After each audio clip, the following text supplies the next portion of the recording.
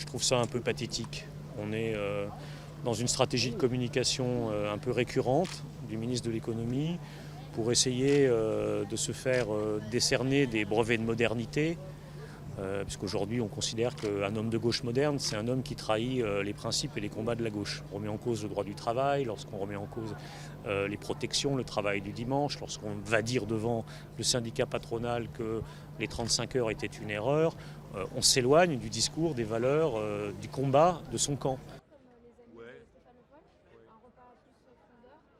Ceux qui pensent que la modernité consiste à alléger les protections offertes aux salariés, et notamment en période de chômage, ceux-là sont les chantres de cette pseudo-modernité qui n'est que le cachex de l'ordolibéralisme le plus classique.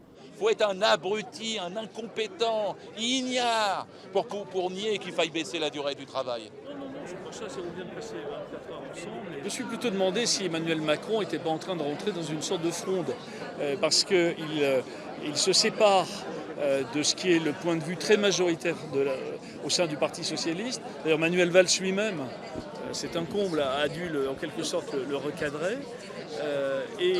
Donc je n'imagine pas que cette volonté de réduire les droits des salariés trouve une illustration là dans les prochaines semaines. Je ne crois pas une seconde.